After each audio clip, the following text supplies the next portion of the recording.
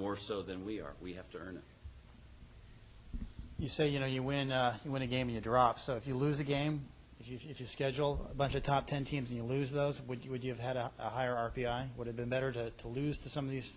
You don't change. You don't. What happens is if you lose to a high RPI team, higher ranked team, you tend not to lose or gain RPI points and have your RPI higher. It's one of those, like a golf score, or you want to keep your strokes as low as possible, your number of RPI points as low as possible. But if you lose to a good team, it doesn't hurt you. If you lose to a bad team, it hurts you a lot. And, of course, if you beat a good team, it helps you a lot. John, when we talked last week, I think you said 95%. You were pretty certain that you guys were getting in. I was blowing smoke. Were you really?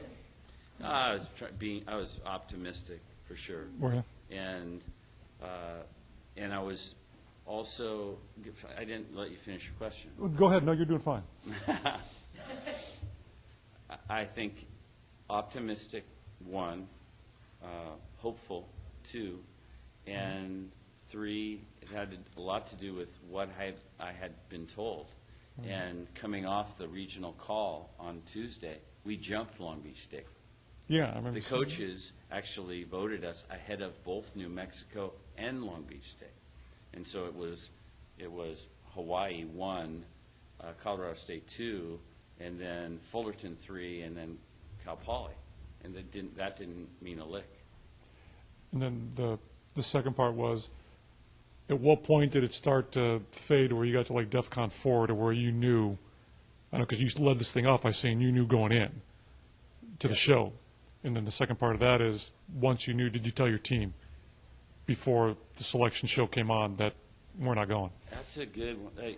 I asked the captains how they wanted to handle this, because I said, hey, we can get in.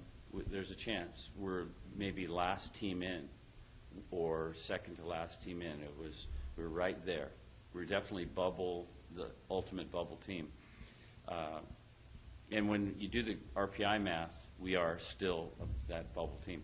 But I asked the captains how they wanted to do it. You want to get together and, share this experience, and I was an advocate for that. Hey, we win as a team, lose as a team. No matter what, we had a great season. You guys, all of their accomplishments. I wanted them to, if we didn't make it, still be together. And they are autonomous. And they chose to experience on their own. I think some of the older kids, I think it would have hit them very hard if they didn't get in and they didn't want to be in the group setting. But